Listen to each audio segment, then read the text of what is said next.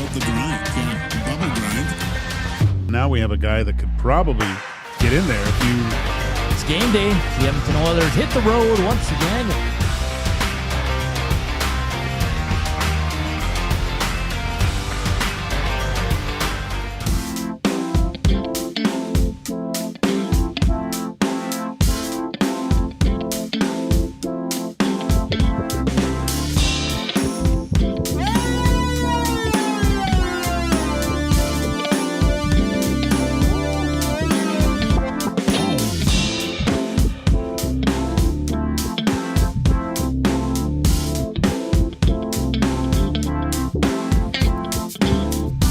Well, hello there. Happy Monday, Nasties. How you doing? How was your weekend? Sure was better than the Edmonton Oilers. It's Joaquin, Gage, Hernan, Salas here with you on EST Afternoons on Edmonton Sports Talk. Live from the William Huff Studios. Of course, Edmonton Sports Talk presented by Play Alberta. Deposit 50 or more and get a $50 free bet or a $50 casino bonus using EST50, EST Casino, EST Sports. Hit us up if you're watching us on the good old YouTube channel. Slam that thumbs up. Hit us up on the Nasty Chat. Also, you can text us, 780-218-9999. That is the River Cree inbox. And man, oh man, do we got lots to get to, Hawk. I don't even know where to start. Let's just start with something light and fun. How was your weekend? It was good. It was just me and the boy.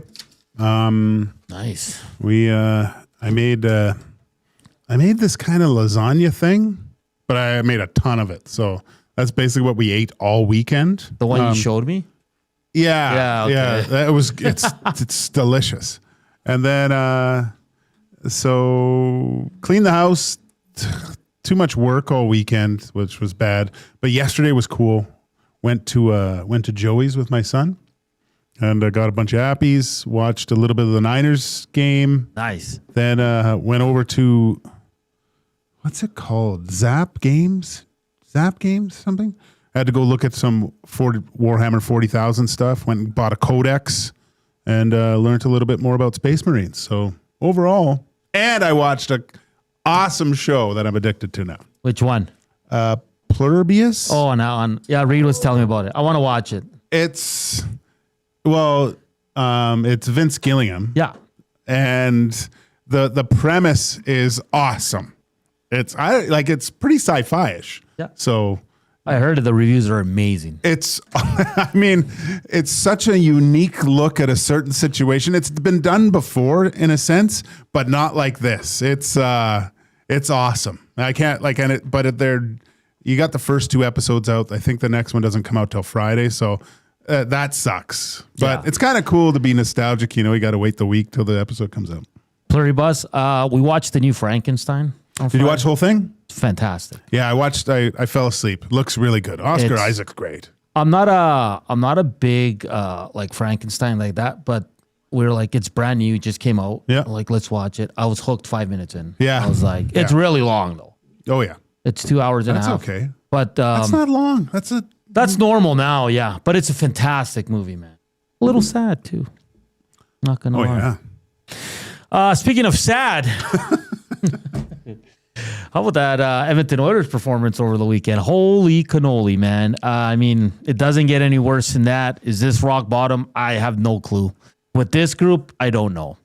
I mean, nothing good. The PK went 7 for 7, which is a bright spot, I guess. And Colorado was still throwing that little rubber thing around like nobody's business. They just couldn't score. The goaltending stinks. The defensive game of the Edmonton Oilers, whether if you want to talk about the 6 defensemen or the whole as a 5, non-existent. There's no heart. There's no emotion. The give a crap factor is at an all-time low. No response in the third. Some of the comments made by some of these players after the game. Chris Knobloch, I mean, there's got to be something here that rocked the boat. Now, maybe they bounce back tonight, Joaquin, but we have so much to get to. There's news today, Nugent-Hopkins out for a week, which probably means a month. That's a blow for the Oilers because he's been one of their better forwards. Yeah. Yadamar comes back, but I mean, sure, he's going to bring some energy, yeah, but there's not much offense there either. But Joaquin, I don't even know where to start with to ask you about Saturday because it was all so bad. Do you have a starting off point that you want to get to? Well, I watched that game in a different way because I could feel the anger in the city. It seemed like, But I watched it through a different lens. I was captivated by the skill and preciseness and the heart and desire of the Colorado Avalanche. Like that's what really drew my attention. Like it was less about me watching how the Oilers were playing and more about how Colorado executed their game plan to have success against the Edmonton Oilers. Like they did everything that up to this point Edmonton does not want to do. Yeah. They did that extra effort. I don't know. Al Pacino was in their dressing room giving an inch speech, right? Because they were all over it. And I said it on the morning show, like watching a lot of these goals, where they started, where it came from was great plays on the walls in all zones. Yeah. And turning it and creating scoring chances right up to the 9th goal where, Ekholm goes into the corner and they're still forcing. One guy's right on him within a second. Other guy's going for support. Puck gets chipped out, grabs a puck. What do? They're not thinking about, they're going to the net. Oh, we got a late guy coming in. Drury's coming late. He's coming to the net with speed. Like anticipation after a turnover and letting it buck with traffic. Like if I'm Nobla, I'm showing highlights of how the Colorado Avalanche play in all 3 zones. They make it hard everywhere. It's the way a team that's fighting for a Stanley Cup or a contender should play. And that's the norm. What did I say on Friday? Oh, listen, I'm not here to toot my own horn or whatever. Go ahead, buddy. But what did I say? I said they got 2 days off. I don't know if there's a party mixed in there in Dallas. I don't care. You're a professional. 2 days off.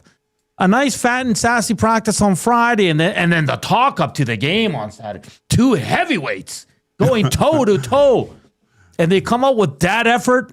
I said 5-1. I thought that was the score. Colorado was going to win that game because I did not like that they got 2 days off and then just a so-so practice, I guess. I didn't see 9-1 coming down the pipe. No. This team quit after the second or third goal. They were done. They said, hey, it's not our night. Let's just play out the rest of the game. There was nothing. No fight. I'm going to bring up a couple instances here that really pissed me off. In the third period, you're getting your asses kicked. Joaquin. I think it was 8-1 at the time. Colorado gets a power play. They put out their first unit. And the Oilers didn't do squat about it. They didn't put them out right. They went out the second time, right? They still did. Oh, I know. But I mean, why wouldn't you? They're not going to. What are the Oilers going to do about it at this point? Like, I remember, and it was one of the greatest games I've ever watched against those same Colorado Avalanche. Personnel was a little bit different, but same talent level. Forsberg, Sakic, Hayduk. And it was a great game up to a certain point. And then it was Hartley. He started double shifting Sakic and Forsberg together. They scored 2, and the game was over, 4-2. And we took a penalty, minute and a half left. And who does he send out first? Sakic, Forsberg, and all these guys. And Mac T is losing it. Like, he was pushing against the glass trying to get at Hartley. And even I remember Mike Greer, he goes, Sakic was skating by our bench, obviously going into for the face-off, and he goes, Joe, this is a joke. And Sakic just kind of looked back at Hartley and goes, what do you want me to do? He sent us out here. Yeah. And they zipped it around, and then they didn't even shoot it. Yeah. But where's that pride, man? Like, yeah, you're getting embarrassed. Yeah, I'm sure you wanted to get the hell out of there as quick as you can. I get that. I mean, Joaquin, you're in professional dressing rooms. Other teams don't let that slide. And who cares if you take 2 more penalties at that point? You're not winning the game. You're already embarrassed. But show that you give a damn just a little bit. Yeah. Like, Joaquin, I'm going to read you a quote from Saturday night's postgame. and there's a few things I want to get to here. This is Trent Frederick. The fighting stuff comes. You can only ask so many guys when you have 1 goal in 15 games. No one is going to fight you.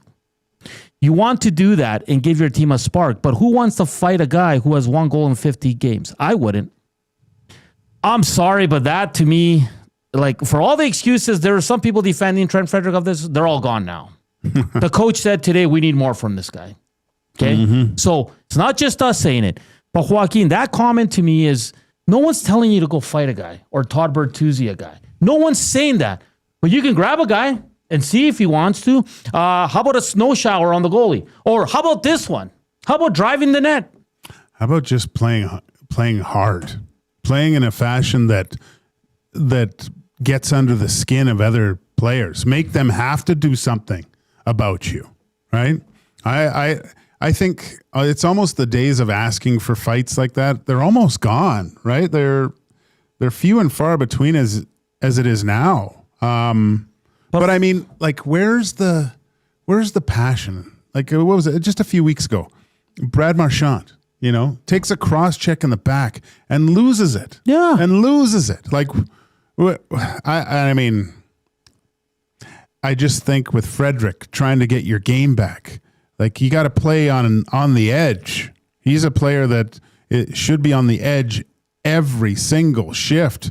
These guys are a little bit too fat and sassy, I think. All these no movements, all these long guaranteed deals. That's how, unfortunately, that's how it looks. And no one's asking him to go out there and be the bully and be Mr. Tough Guy. But you can grab a guy.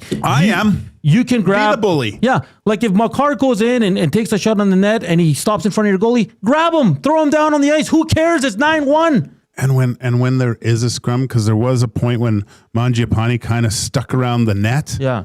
Everyone else saw what was happening and turned and went to the bench. Like, while their D-men came in to push him out or something. Like, get something going. If it's not working anywhere else, like, and maybe that's not the answer. I don't know how to motivate this team to get to that level. Like, we saw, what have we seen? At most 5 periods of inspired hockey that this team has played. A full game against Vancouver, 2 against Utah. And I'm glad you brought that up because I thought the same thing. Yeah, that's 5 periods. And I mean, it's not been completely awful, right? But I mean, I don't know, man. This one says maybe he needs more than 8 minutes of ice. No, he doesn't. This team put a lot of confidence signing this damn guy to an 8-year deal. Go out there and do your damn job. Earn more. Like, whether it's 8 minutes or 18 minutes. It was 9-1, okay? Go out there and do something about it. Do something about it. He's far too nice. You're a Colorado Avalanche player. I'm Trent Frederick. Hello. Would you like to fight? No, thanks. Fair enough. Like, that's the attitude he gave with that answer. Don't ask. Just grab a guy. I'm not saying start feeding him, but do something. Get engaged. This guy has done nothing. But don't you think he just play an honest game? Start digging. Do something, man. Like, I mean, it was funny, that whole Harlem Globetrotters thing at the blue line when they all did a drop pass and all the fans went, whoa, yeah, and nothing happened. Yeah. Like, I'm just but that's how they want to play. That's how this team, they want, the boards might as well have a virus on them. This guy doesn't have an ounce of what Evander Kane and Corey Perry brought to this team. An ounce. No. An not up ounce. to this point. Okay? And yes, we all wanted Kane traded. We all didn't want to sign Perry to that deal. That's fair. But boy, are they missing. Because Joaquin, outside of Trent Frederick, I don't see any guy on this team with that kind of mean streak. Well, and you need, misery loves company, in a sense, when you bring misery upon the other team. Because if you're the only guy that does it now, no one else is engaged, and you're spraying the goalie, and all of a sudden 5 guys are giving you kidney shots and putting their sticks in your face while the rest of the 4 guys are going to the bench. Exactly. You don't feel that support. So, and I'm not maybe, but I don't think that's the answer to this team. Maybe so, it's, but they're not that style. But maybe why not? Like at 9-1, Joaquin, all I wanted to see was one Oiler show that they cared. and they all decided to not show any. But those poor people that paid to go to that damn game, I feel bad for them because it was awful. Mangiapane asked about being, more of a pest. Yeah, sure. Just going out there, being tenacious, hard work, and if that comes, that comes. If that comes, that comes. So again, these guys don't want to initiate anything. No. Like, sorry, those two comments by Mangiapane and Frederic, who are going to be here, who are going to play, they're not going to be healthy scratched. Well, they might. But that's two guys, they're telling you right there they don't want to, hey, if it comes, it comes, but we're not going to do anything about it. Like, I feel the only way Trent Frederic gets into a fight is if one guy grabs him and forces him in. Yeah, or does it take someone running Connor and Leon from behind to finally get someone engaged? That might be it. That might be it. Another thing. Listen, I know how it works down there. The media asks for the players post-game, okay? So it was Mangiapane, Frederic, and Jake Wallman, okay? I understand why they were asked. All the respect to the media. And I'll give them this. Media takes a lot of heat here. They do. They asked awesome questions on Saturday. They did not hold back on the players or on the coach, okay? But for me, Joaquin, and you played Pearl for many years. You were around a lot of good leaders, maybe some bad ones as well. I think it's a big red flag when after that game at your home with 18,000 people watching you, and that's the effort you gave, none of your leaders came out and said, hey, I'm going to speak to. At least to say something to the fan base. It's weird now to me because it's like back when I played. Everyone just sat around in the dressing room after. The media would come in, whether you give an interview on or off the record, you would talk to guys. And now it's like hockey players, they're like cockroaches. Lights come on and they're scurrying back in the back room. So they all go hide. Yeah. And I think in a situation like Saturday night that happened, it's a little bit disheartening that the big dogs didn't address it right away. Right? Mm-hmm. I mean, even if you gave your simple vanilla interviews, but the fact that you're two of the, that are considered the best, and you could see it. They don't like doing this. They hate it. Leon sits in his stall, right? Doesn't even stand up. And you can see the distaste in Connor answering questions, but this is part of it. Own ownership of something so atrocious like that game by your main guys. I think there was an opportunity there. That shows me again that one of the biggest problems with this team right now is, I hate to say it, leadership. Yeah. And this is not on the Oilers media guy. That's not his role, is to decide who talks. Okay. Well, the media requests guys though, right? Yes. They request the guys. And I was fine with who they picked. Okay. Yeah. Because I'm not there, so I'm not going to be getting involved in that. I wasn't there. I have no say in that. They're the ones there. They're the ones asking the tough questions to Frederic, Mangiapane, and Wallman. It's all fair game. All I'm saying is that this has nothing to do with the media or the media guys for the Oilers. All I'm saying is this was the opportunity for your captain to say, hey, I'm going to speak to. Even though I'm not requested, I'm going to come out and say a few things because what we did tonight was embarrassing to our fans. Maybe it was a little bit of the dark arts from a media perspective to see what happened, right? Hey, who knows? Hey, what if these guys come out? Yeah, we'll throw these guys. Let's see if the true leaders come out and say something. Yeah. Mike Torrance says the team threw the players under the bus and hid the leaders. No, that's not the media guys. Sorry, I did that role. That's not them. Okay. Trust me, if Connor and Leon wanted to speak a post game, they would. No, it's requested by media for certain players. From my understanding, Reed would know more about it. Sometimes you don't get exactly who you want, but from all accounts, these were the guys that media requested. Yes. So the Oilers weren't hiding anyone. No. All we're saying is this was an opportunity for this leadership core that takes a lot of heat to come out and say at least, hey, that was unacceptable. Unacceptable. And listen, good for Mangiapane and Trent, Frederic, and Jake Wallman. They stood there and they answered some tough questions. Mm-hmm. Like I said, I give credit to the media who was there and asked those questions because they were tough. Especially Wallman, because he was awful. He thinks he's Paul Coffey. Like the pinching, Joaquin, like no defense whatsoever. Just so like the brain is just not flicked on with these guys, and you see it like watching that game and seeing the focus to a man for the Colorado Avalanche. Like you didn't know the difference between, well, you kind of did when McKinnon was out there, but lines 2 through 4. I couldn't tell you which one is their fourth line or their second line. Because they all play the exact same way. They're all good. Like, yeah, you're right. There's such a discrepancy between the way that Connor and Leon play compared to everyone else. And I think everyone else thinks they can play the same way Connor and Leon do. Yeah. And even their game isn't translating to a lot of success. So they have to... It just seems like it's a focus on we got to score more. No. You can't be allowing 10,000 one-timers and guys all alone in front of your net. Like there has to be such a shift in defensive thinking. It doesn't matter how many goals you're going to score because if you defend like that, you'll be losing games 7-6, 6-5 all night if you manage to score that game. Yeah, it's tough. We have so much to get to still. I got to talk about the fourth line. That little clip Rashog posted from practice yesterday, McDavid losing it on Bouchard, which, Joaquin, you played. That stuff happens a lot. Oh, yeah. It probably happens on a daily basis. Yeah. Just here, we don't see that a lot. Yeah. Let's be honest. So, and kudos to Rashog for that clip because at least it's nice to see some passion. Yeah, maybe get mad at the other team. We got to get to comments made today by Skinner, by Draisaitl, by Knobloch. I still have to talk about the coaching here, okay? There's news from practice. Lazar's in. Nugent-Hopkins out. Janmark's in.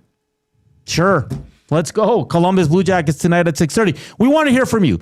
River Korean Box 780-218-9999. The Nasty Chat. And slam that thumbs up. Like always, the afternoon inbox is presented by the River Korea Resort and Casino. Check out Tap 25 Restaurant, where you can get the entire menu 50% off 7 days a week from 2 to 5 p.m. More Oilers on the other side of the break here on EST Afternoons. Here's Coop.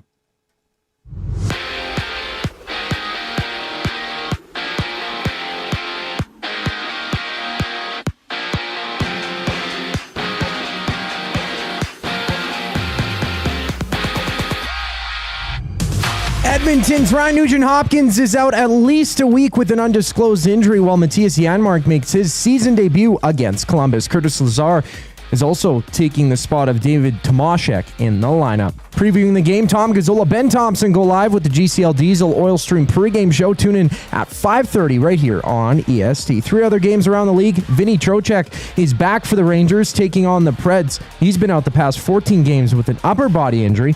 In the NFL, it's the Giants firing head coach Brian Daboll. Mike Kafka, now the interim coach of the team. Meanwhile, Dan Quinn is taking over as the defensive coordinator of the Commanders, being head coach since early 2024. On the field, the Eagles and Packers kick off. Join Lieutenant Eric down at Sally's Sports Bar and Lounge on Century Casino on Fort Road. First 6:15 start. For the CFL, the league's Board of Governors unanimously approved player participation in the 2028 Summer Olympics to suit up in flag football. And there's 9 games in basketball. It's the Bucks and Mavericks butting heads at 6:30. EST Afternoons continues after the break. I'm Zachary Kubish, and you're up to date.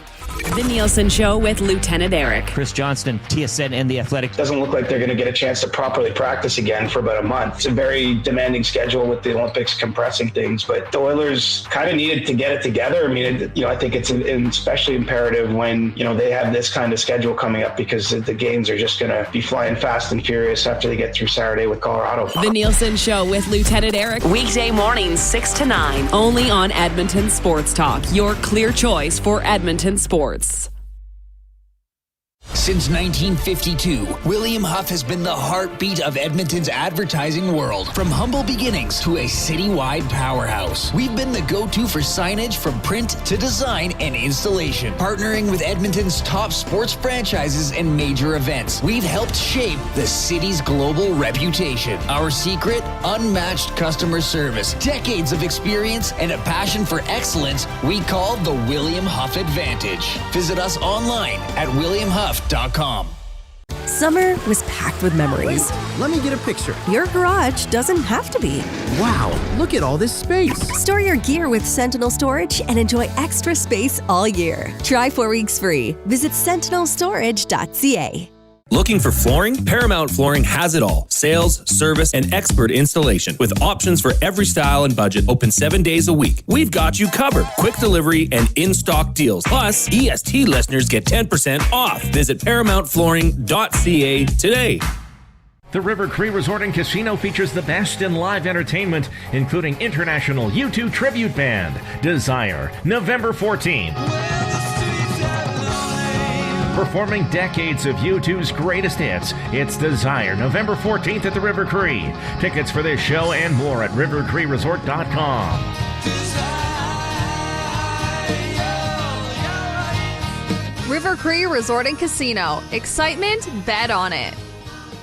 Get ready for a feast like no other. 40-ounce steak night is back this November at the Canadian Brewhouse. Sink your teeth into a hand-cut 40-ounce ribeye with all the fixins for just $49.99. Tickets available now in-store or at thecanadianbrewhouse.com.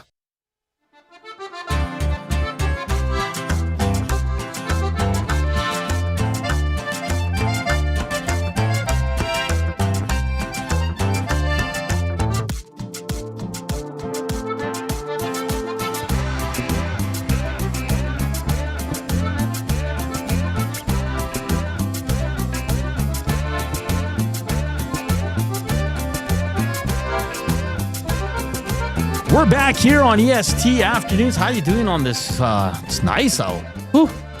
Wonderful. Snow's gone, guys. Doesn't get any better than this. Supposed to be a nice week. The Grey Cup game's supposed to be nice weather, too. We'll get to all that. We got F1, Grey Cup, NFL to get to as well. But the first hour is hardcore Oilers because they just got their butts kicked. 9-1 on Saturday night. It was not good. They got booed off the ice. The good thing, Joaquin, no jerseys hit the ice. We got to stop doing that. Well, you see the price of them? Well, exactly. Why would just you keep yanking those prices up? They won't have any jerseys on the air. Oh, man. How concerned are you? Did we overrate this team at the start of the season? I mean, a lot of people had high expectations in terms of points for the new guys, and they have not come through. And in fairness to the young guys, I'm not putting this on them. Sorry. I was telling you and Reed, Knobloch does a fourth line on Saturday of Tomaszek, Savoy, and Howard. That's not a fourth line. That's not what a fourth line should be. Tomaszek, Savoy, and Howard. Yeah, no. And then they don't play a lot, and then it's like, well, they're only getting this and this and that. But, like, come on. You have the pieces to make a good bottom six. Stop screwing around. Savoy deserves a look in the top six for longer than 1-2 games. Joaquin, for the second time in franchise history, every single player on the Oilers was a minus. It looked like a golf leaderboard. Oh, yeah. Terrible. And after the second day. The guys that were -4, -3, go have a look. Well, it wasn't Savoy. It was the top dogs. It's not good enough. Not good enough. I don't know if you saw it, but Speck asked a question about the goaltending and is it getting harder to trust these guys? And this was post game. And Knobloch took about 5 seconds and he kind of went like he kind of didn't know what to say and he was kind of trying to find the words. How much do you read into that? Oh, yeah. I mean, he's not blind, right? You like when you look at the goals that were allowed, the Makar second goal can't go in. I don't care who's shooting it. Yeah. You have to, you can't allow 7 whole goals from distance like that, right? Especially when you see, and I know it's very difficult and he's an elite player, but you had time to set up for that. That should have been gobbled and he blew it straight through you. Basically the first one, he blew it straight through him too. I know it was a great shot, but it's not good. I mean, nothing in this. No. Up to this point, like we said, there's been 5 good periods of hockey. And there's going to be games that you're going to have that your team just doesn't have it. I get that. And I would chalk this game up to that, but just there was no reaction. It was just everyone was fine getting the wheels beat off them. And let's just hopefully they still have those dynamite rolls at Joey's after so we can go get some. That's what it seemed like. Okay, there's a quote from Knobloch today that's a lot of fans are upset at. I'm just going to read you the quote, Joaquin, and I just want you to give me your reaction. Connor and Leon should be the identity of the team. After that, it should be the top 6 defense. I think no, I don't think so, because their skill sets. Sometimes the heart and soul can come from somewhere else. It's Zach Hyman, because when you sit on the bench and watch Connor and Leon, there's only a few guys that can perform like that at the NHL level on a consistent basis, right? That's unattainable. But the way Hyman plays with his work ethic and responsibility on the ice, everyone can play that way, even Connor and Leon. I think that style of player is the kind of leader that you look up to and leads a little bit by example in a sense, because you can't tell me that every other player on the Edmonton Oilers cannot play the way that Zach Hyman plays the game. And it's honest, it's hard-nosed, and it's very difficult. But now, I mean, I looked at his age the other day, and I'm like, geez. Yeah. That's that type of game puts a lot more mileage on the body, right? 100%. It's not the years, it's the mileage with that style of play. Because I think why some fans are really upset on social media about this quote is just because he's making it sound like, well, our identity's what Connor and Leon do, and that's it. No, that's unattainable. What are you talking about? I mean, it's great, yeah. Little kids think they want to be Connor and Leon, that's fine. But if you're Isaac Howard or Savoy, I mean, geez, Frederick, you go watch Zach Hyman play and go, gosh, look at what he's doing out there. That's how I need to play. Because maybe that's what it is. Because most guys on the Oilers can't do what these two do. No one can do what those guys do. So, like, that's what I'll be honest, kid. I'm confused by this quote. Because yes, they're your best players. They're always going to be front and center when you're talking about identity. You know, does this come? Let me ask you this before I answer your question. Does this fall back on Knobloch playing these guys too much? And like when things are bad, they're down a goal, he just starts sending these guys out to win the game for them and score, and not relying on anyone else on the team to maybe do that too. And so everyone goes, yeah, there are guys. I mean, if we don't have the lead, then they're playing all the time trying to get back in the game. Because I look at it as two different things. Like an identity of the team can't be two players, right? I think Connor and Leon are your go-to guys, obviously. They're the guys that are going to get you where you want to get when they're on. But when he's talking about an identity of the team, I'm confused. I'm confused, one, why he said it, and two, why everybody's upset about it. Because right now, if you ask, what are the Edmonton Oilers? Well, they are Leon Draisaitl and Connor McDavid. And if they're on, they're good. If they're off, the team's not very good. Yeah. Is that fair? Like, yeah. I don't know where he was going with that, because for me, we always talk about what's the identity of the Oilers so far this young season. None of us could say anything. They want to play river hockey. They want trade chances and score goals and go ham. Yeah. Right? So, and this you can't tell me that there's a focus on playing like defensive structure. Hell no. You can't. Like, I look at these guys, and with all the issues the Oilers have in defending as a team, like Connor and Leon are not at the top of my list for an example of playing the right way. They're not. No. And I know it hurts fans in Edmonton to hear that, because they're so great offensively, but these guys, they can play defense when they want to, but no one did on Saturday. So that's why that comment kind of surprised me. Connor and Leon should be the identity of the team. No, I disagree with that, just for those reasons that I laid out. That's fair. You got to stop. One thing, take them off the damn penalty kill. Start giving other guys opportunities to show you that they can help this team. Start. but the penalty kill is so good. That's true too. Damn it! Is it because of Leon and Draisaitl? Yeah, I Leon think it and is. McDavid. Like 7 for 7 on Saturday night. Probably the only thing we can. But it's not. It's not like it was said earlier. It's not like the PK was awesome. They might as well just had their sticks turned over. Sure. I mean, both Skinner and Pickard made some pretty decent saves on the PK, right? Like out of the saves that they did make. But I mean, the Avalanche were having their way out there. Jack and Dak says, then the question asks, where's the depth scoring? Well, they get a lot of chances to make things happen. The depth scoring is not good enough because they don't have natural goal scorers on this team. None of the new guys have worked out. Well, some people had unrealistic expectations of them.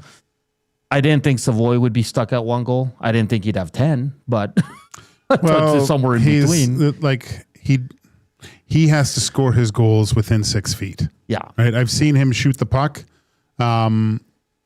He's not beating a goalie from distance. Okay. Howard could. I haven't seen him shoot the puck. Yeah, like his goals have all come. Well, the one was off to the side on the one timer there. But again, he's going to have to score I'd say the majority of his goals between 6 and 10 feet from the goal line. That's where you need to go. And I think one of the best comments Knoblauch made over the weekend was, like, this team's been here before, Joaquin, and they've always found a way, but they're just waiting. You're right. Instead of acting on it, they're just waiting for it to turn around without doing anything about it. That's what he said. Well, they've all been saying that too, and to a point, I think I have as well. Like, it's just the status quo. This team needs that moment to turn things around, right? But I think this is a very unique game tonight. You're playing the Columbus Blue Jackets, who aren't terrible. No. Like, this isn't the same Blue Jackets team. Like, they were in a playoff spot, I think, like last week, right? Yeah. So, and they have some very talented players. Good goaltending. And a really good goaltender right now. So, but it's, to you, is it good enough to have a good effort tonight? No, they got to win. Yeah. I don't care how it is. Yeah. But I'm more intrigued, Joaquin. I want to see the response. I want to see Trent Frederick if he mucks it up. I want to see what this D-core does, because all they do is pinch and not defend. For me, I'm seeing more how that first 5 minutes, the Oilers better be all over them. Yeah, exactly. You know what? It can't be 12 minutes into the first and they have one shot on net. Yeah. No, I would like to see them do the prototypical visiting team comes in, first 10 minutes is just a shooting gallery. Yeah. Right? And maybe they're up a goal or two. Hopefully. That's what you want, right? They haven't scored the first goal a lot. Let's do it like the Avs did. Like if you were just to watch that game in the third period with 10 minutes left to go and you didn't know the score, you would not think that was a 8-1 game. No. You would think, wow, who's this? Is Colorado losing? Is this game tied right now? No, you would think the Oilers were winning. Yeah. Because they're back on their heels. No, that's fair.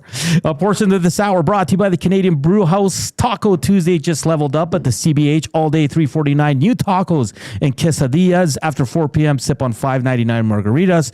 $2 off Corona tankards and tequila shots starting at $5.99. If you don't have Prime, go to CBH tonight. You can watch the game there. There you go. Right? Have a tankard or so. Yeah. What are those? The steak bites? Have those steak bites in the. They're delicious. Oh, those are really good. That's worth a trip to the brew house. Yes, sir. We're going to talk with Jeff Svoboda. Next, he's the Columbus Blue Jackets team reporter. He joins us. He's here in Edmonton covering the game, and we'll get a good idea of the Oilers' opponent for tonight. 6:30 puck drop. Slam that thumbs up. Hit us up on the Nasty Chat and the River Cree inbox, 780-218-9999. We're back after the break.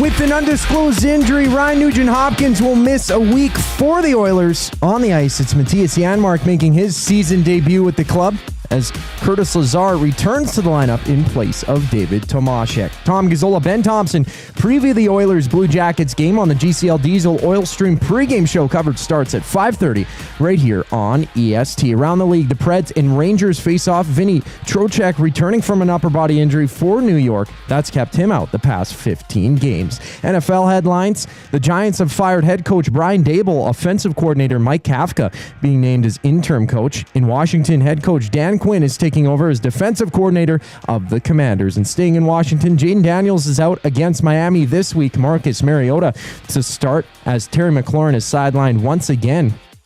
Tonight, it's Philly visiting Green Bay. Catch the game alongside Lieutenant Eric down at Selly Sports Bar and Lounge at Century Casino on Fort Road. Kickoff goes at 6:15. We preview the Blue Jackets Oilers matchup on the other side of the break. I'm Zachary Kubish, and you're up to date. EST Hangout. There's great storylines either way. Nathan Rourke versus Davis Alexander is a great story. Nathan Rourke against Bo, old face of the league versus new face of the league. I just mentioned Trevor Harris, Davis Alexander, and then if you get Bo versus Trevor, two old guards still at it. What do you think of the fact that Saskatchewan hasn't played a competitive game? Doesn't matter. In 3 weeks. Doesn't matter. Empty Knox did it in 2015. The EST Hangout, presented by Sentinel Storage. Weekday mornings 9 to 11, only on Edmonton Sports Talk. Your clear choice for Edmonton sports. The temperature may be dropping, but the action's heating up. Play Alberta is offering odds boosts on every Oilers game all season long. This is your chance to score big. And for a limited time only, our listeners get an exclusive $50 free bet when they deposit $50 using EST50. That's code EST50 for an exclusive $50 free bet. Alberta wins with Play Alberta. Must be 18 plus to play. If you gamble, please use your game sense. At Firehouse Subs, our subs are freshly toasted, stacked high, and crafted to satisfy. Each sub is piled high with premium meats, melty cheese, and toasted to perfection. Firehouse Subs brings bold flavor to every bite, all served on a freshly toasted roll. But we're not just feeding Edmonton, we're fueling it. Dig into the brisket hat trick, piled with slow-smoked brisket and melty cheese. Or go to the Firehouse Subs fan favorite, the Hook and Ladder. Made to order with smoked turkey, honey ham, and Monterey Jack cheese on a perfectly toasted roll. With 15 Firehouse Sub locations across Edmonton and the greater area, it's easy to grab a hot and hearty sub close to home. Firehouse Subs. Hot, hearty, made to satisfy. Weiss Johnson, whoa. Hi, Dennis from Weiss Johnson here, and we're excited to be partnering up with the Nielsen Show and have a special deal exclusive for Nielsen Show listeners. Get 10% off any new Trane furnace, air conditioner, or heat pump installation from now until the end of October. Bundle a furnace with an AC or heat pump and get 25% off the package price. Get your home comfort now for all seasons with Weiss Johnson and Trane. Trane, it's hard to stop a train. Visit WJSportsTalk.com today. Looking for quality building materials and friendly advice? Visit us at Windsor Plywood Leduc, family owned and locally run since 1993. From interior materials for doors, flooring, baseboards, and all the finishing touches to all you need for your outdoor projects like cedar lumber for decks and fences, plus all the plywood you'd need. Our full-time on-staff carpenter can help with anything odd-sized or custom, and from domestic hardwoods to exotic selections, we've got you covered. And if we don't have it, we'll track it down for you. Windsor Plywood Leduc. We're the experts you need to know.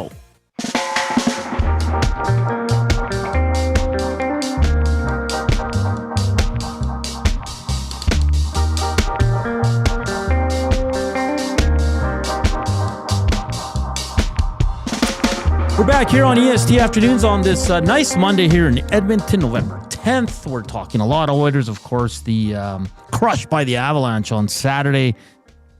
Rock bottom, hopefully, for the Oilers. They've played, 5 good periods of hockey all season long. A lot of issues with this team.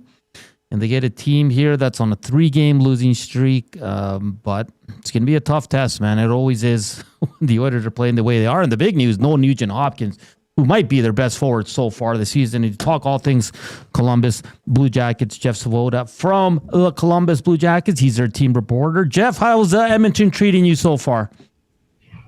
So far, so good. I had a chance to check out the West Edmonton Mall yesterday, where they have the brick tournament, a bunch of our players' names up on the wall. So that was pretty fun and ready for what should be a good one tonight.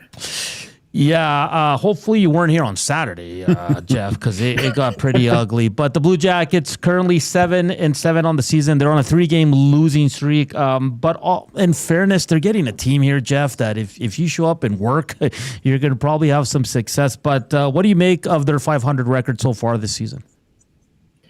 Yeah, it's been an interesting start to the season for the Blue Jackets because just about, I'd say 9 days ago, they felt pretty good. They were 7-4-0. They were in the middle of a winning streak, and things were really going well for them. And then the last 3 games have all been a little bit different, except for the end result, which are losses. They played a back-to-back last Sunday in Long Island. Didn't really have their legs. Second half of a back-to-back on the road. Almost won that game still, though, and then gave up 2 goals late to lose it. Go to Calgary in a game where they probably played pretty decent, but just gave up goals in bunches at the wrong time and take a 5-1 loss there. And then out in Vancouver, they really felt like they let one get away where, they played some really good hockey in that game as well, but made some key mistakes coming down the stretch and lose 4-3. And I think that's been the biggest point of contention, I guess you'd say, for the Blue Jackets this year is that they will play very good long stretches of hockey and then just give up goals, backbreakers at the worst times. Vancouver the other night, they're up 2-1 in the second period. They just killed off a major penalty and scored a goal. And Vancouver scores in the last minute of the period to get the momentum back. It's been situations like that have really hurt this team. And if they can just kind of figure out, they're still young in some key places. If they can figure out kind of game flow, game situations, keeping teams off the board in those critical moments, they'll probably be pretty good. But it's been kind of frustrating that they've kind of let some get away in their eyes the last week or so. And even some of the losses earlier in the year, they played pretty well and just, gave up goals at the wrong time. So, kind of maybe a learning team, a little learning experience, but sometimes it's not very fun to go through those. Jeff, let's talk about one of the younger superstars, emerging superstars, Adam Fantilli. When I look at his numbers, doesn't quite reflect quite possibly where you'd think he would be right now. What can you tell us about his season so far up to this point? Yeah, and it's especially you look around the league and you see the 2 guys that were drafted ahead of him a couple of years ago, Connor McDavid and Leo Carlsson, and they're both NHL Stars of the Week this past week. So it's been a little bit frustrating this season for Fantilli from a goal scoring standpoint. He was the youngest guy in the league last year to score 30 goals, finished with 31. It looked like he was going to be up there with those 2 guys at the end of last year. And he's been kind of snake bit so far this year. I think it's 7 or 8 games now in a row that he does not have a goal, but he's been getting chances through those. You're starting to see the frustration a little bit come out. He had a really good chance against Vancouver the other night, and Kevin Lankinen's able to make the save and covers it, and Fantilli, stick comes slamming down. It was just the frustration coming out of he's been so close to scoring some goals and they just haven't gone in. So it's one of those things. I feel like you look back at last year, he finished so strong. He scores in bunches, and it feels like when one goes in, we might see 3-4 go in for him. But he's kind of in the midst of it, fighting a little bit. Still is playing well. I say that the chances are still there. He's getting shot attempts. He's getting good looks, and they just haven't gone in. So I'm not terribly worried about him in the long term. But at this exact moment, I know he's a guy that, and he said it in interviews, that he's a guy counted on to produce and hasn't done it as much this year, but still, 21 years old, still someone that's going to be a huge part of the future here in Columbus. Now playing with 2 of our more high-scoring forwards, Dmitry Voronkov and Kirill Marchenko. They played some a year ago and had some really good chemistry. So I think the coaching staff is trying to get him going a little bit. And he ended up with 2 assists the other night. But you can tell he just needs to see one go in right now to kind of get the spirits back up and maybe loosen up the grip on the stick a little bit. Jeff Svoboda from the Columbus Blue Jackets. He's their team reporter. I guess one of they've had many positives, but goaltending's been so far. Elvis Merzlikins 4-3, 909 save percentage. Jet Greaves 3-4, a 907. So between the pipes, has been pretty solid so far to start this season. Yeah, and those numbers were better before the last 2 games. Yeah. They gave up 5 in Calgary and 4 in Vancouver. The team save percentage, I think, was 917 or 916 when they came out on this road trip, which was, I think, 3rd in the NHL at the time. And so they've alternated them. That'll continue tonight with Jet Greaves going in. And for the most part, it's been a pretty solid mix. This is Merzlikins' 7th season in Columbus. So you've seen him before. He's talented. Sometimes consistency is the thing that is lacking there. And so, now kind of knowing he's playing every other game, his game's been a lot calmer, a lot better this year. Jet Greaves is a guy that came up at the end of last season and really took the NHL by storm. He's a great story. Undrafted, has just worked his butt off to get to the NHL level consistently. Been really good in Cleveland in the AHL the last couple of years, and now getting his full-time shot. And he's not been as good as he was kind of in that little stretch at the end of last year, but still been pretty good. So they have a good relationship. The alternating starts has been somewhat a function of the schedule. We've had some back-to-backs where that made sense. But I think they like what they've gotten from both of those two guys so far. And Greaves is a guy that, not the biggest guy in the world, but just plays so fundamentally sound and works his tail off and is able to make that second save sometimes as well. That can be so important. So he's a fun guy to watch. You don't see many goaltenders his size. He's listed at 6 foot. I would say that may be a little bit of an exaggeration. So sometimes you can beat him a little bit with shots. But he battles. He plays hard, and guys love playing in front of him. So he's a fun goaltender to watch. Jeff, so I mean, when you look at the standings this year, you see some uncommon names in playoff spots, and I mean, up to a few weeks ago, the Blue Jackets found themselves in a playoff spot. Where do you see the progression that these guys can maybe challenge for one of those wild card spots, or is it just too early to see what they have? Yeah, the Eastern Conference has been sort of crazy this year, where I think like a week ago, like every team was at or above Hockey 500. Yeah. So there's been a lot of parity there so far. And as of, like I said, 9 days ago, the Blue Jackets were in one of those spots in the playoffs. So, you come out here out west and you lose a couple games, and suddenly you look at the standings and it doesn't look nearly as nice as it did a couple of days ago. But I think they're right there. They missed the playoffs by 2 points a season ago, basically one win away.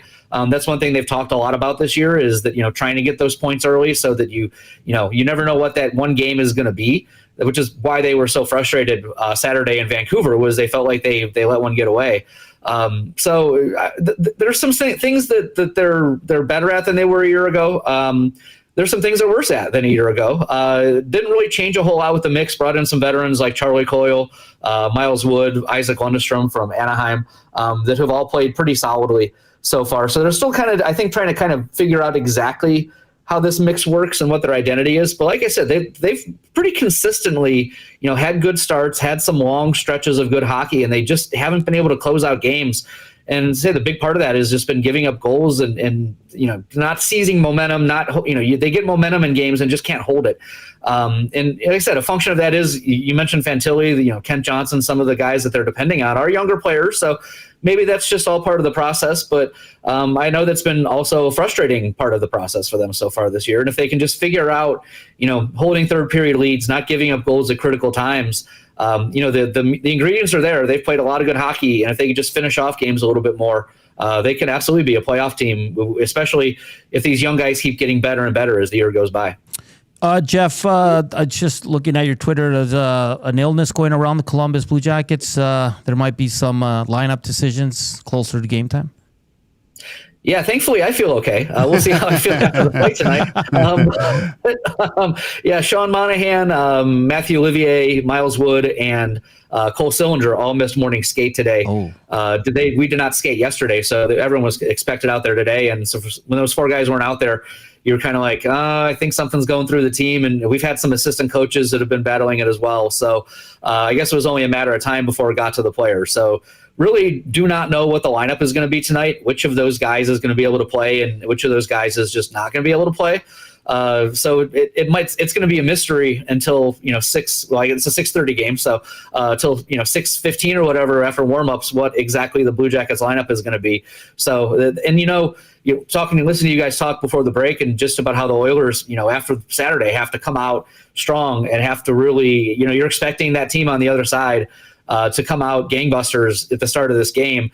And then you're dealing with illness. It doesn't sound necessarily like a great recipe, but we will see how it unfolds. But yeah, as of right now, just not fully sure which of those guys will be able to play and which ones will be, I guess maybe sit in the room here like me. Oh, wow. Yeah, definitely tough for Columbus because they want to snap. They come in angry too. 3-game losing streak. Yeah. It will not be easy. And just lastly, Jeff, special teams struggling for the Columbus Blue Jackets on both sides. I think they are, I just have it right here, 29th on the power play, 28th on the PK. I guess more on the power play. What's not working there? Yeah, the penalty kill got off to a terrible start and has gotten a lot better since then. Killed off a major in Vancouver. Edmonton's a different animal, but they've kind of figured out the PK and some changes they were making there. But the power play, it has struggled, and it's surprising because you look around. Some of the names, you've got Kirill Marchenko, who's a great shooter. Ken Johnson's a great playmaker. Sean Monahan, Boone Jenner, veteran guys that can do things around the net. Zach Werenski, is one of the top offensive defensemen in the league, and that's just the first unit right there. You would expect them to be able to score more goals, and it just hasn't happened for whatever reason. They're still figuring it out. They've had some good power plays. The first one in Vancouver the other night, really good puck movement, really good chances, just couldn't get one in. There's no denying it's been a struggle. They've been trying to figure it out. They're working on it every day at practice, every day in morning skate today. And it's just been kind of, just making the right plays. The entries haven't even really been that bad. They get in the zone though, and just not moving the puck fast enough and getting those open lanes or getting to those rebounds at the front of the net when you do put it on net. They're still figuring it out there. And, especially in a game like this where, you expect almost Edmonton to score a power play goal because that's just how good their power play is. It's gonna be critical tonight, and it's gonna that way every game of the year. So it's something they got to get figured out pretty soon because it feels like right now the sum is not as what's the phrase I'm trying to think of. The whole is not the sum of the parts or what what I'm trying to say. Like they have good parts, and it just hasn't fully worked out this year. So they're trying to get that figured out right now, and it's been an issue. Well, not just this year, going back. Probably 25 years in Columbus. So, something they're still working on. So hopefully one of these days it gets figured out. Jeff, great stuff. It's two struggling teams tonight. I'm very intrigued to see what goes down at Rogers Place. Enjoy the city, enjoy the game tonight, and thank you for taking the time. All right. Yeah, thanks, guys. Appreciate it. All right. Jeff Svoboda, Columbus Blue Jackets team reporter. Listen, one, they're getting a team that's on a 3-game losing streak. Two, this team is sick. Like Sean Monahan's a big piece. I think he said Miles Wood, good bottom 6 guy. Did he say Kent Johnson? Mm-hmm. Yeah. Like if those guys can't go, Joaquin. Like even if they go, they're not at 100%. I just thought you would be talking about how you're taking Fantilli goal because he's due. He's due, baby. He's due. How about a Skinner shutout? Is he playing? Yeah, he's starting. Oh, is he? Confirmed, baby. All right. Okay. Stewie Skins between the pipes. Like it. I'm just on Twitter. People are losing it. Like people just are done with him. Who? Stuart Skinner. Stu? Okay. So we're going to hear from Stuart Skinner in the second hour, but I'm just going to give you this quote. It's not about my save percentage. It's about my win column and the team's win column. He's not lying. There's more context to it. He talks about how save percentages in this day are coming down. You can't go, God, I had a great save percentage tonight. You don't think that way.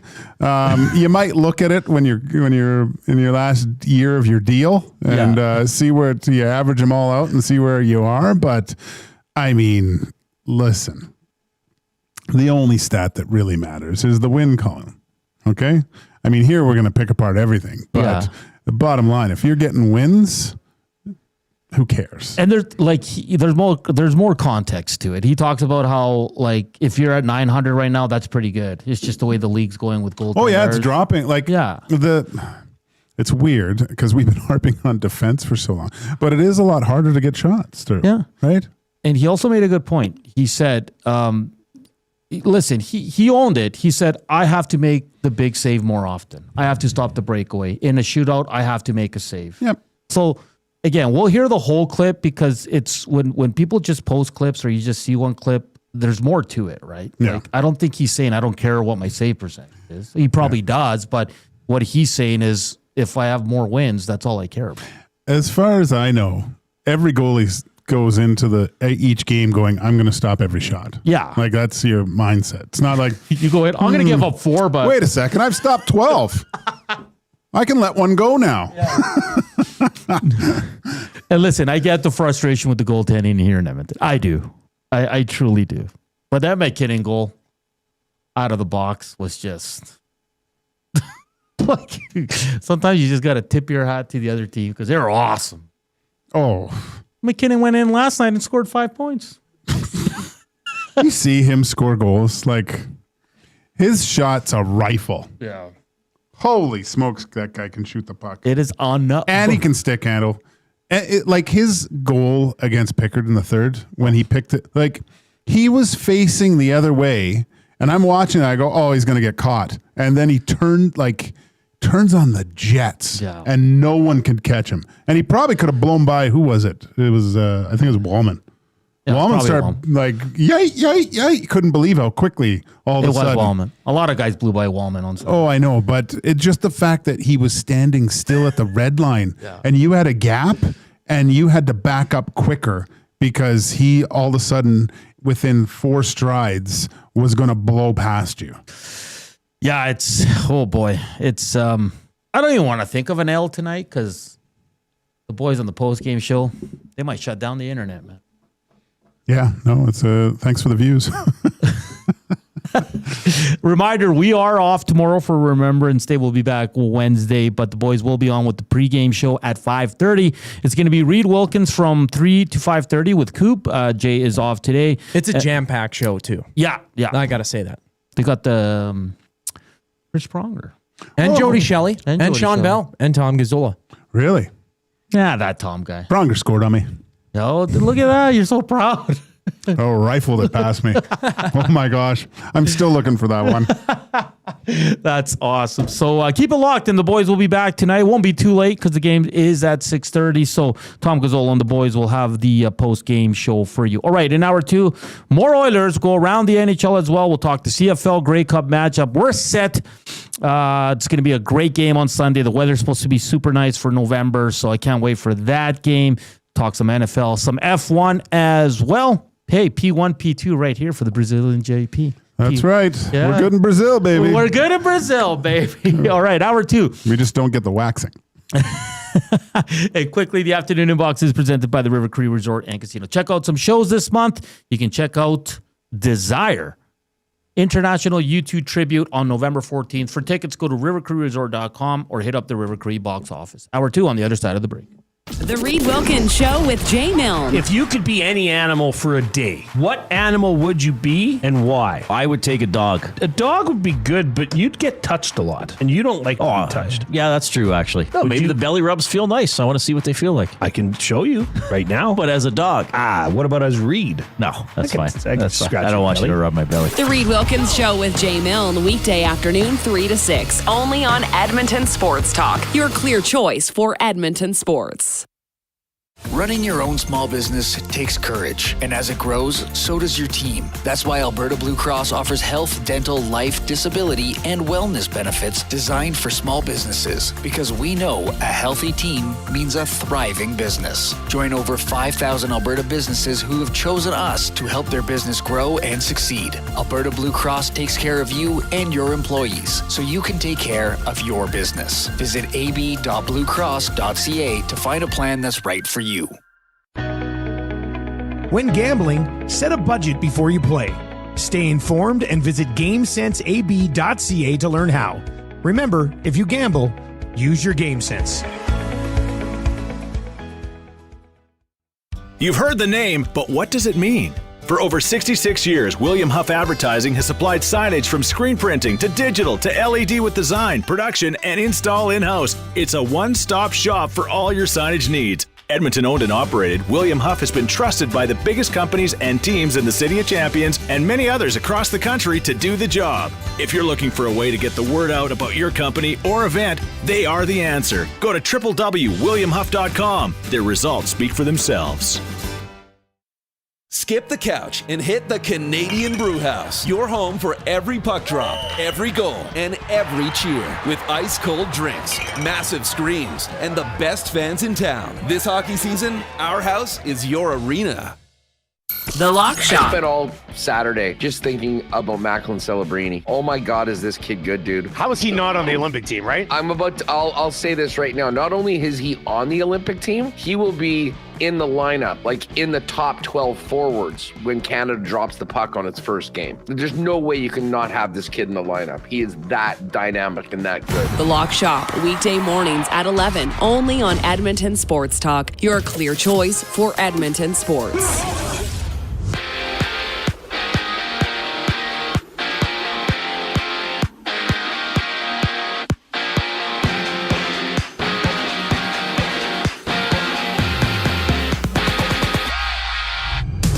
No Ryan Nugent-Hopkins for the Oilers against the Blue Jackets. He's out a week with an undisclosed injury. And for the game, it's Matthias Janmark making his season debut while David Tomaszek heads to the press box. Curtis Lazar taking his spot. Tune into the GCL Diesel Oil Stream pregame show. Tom Gazzola, Ben Thompson tee up the action.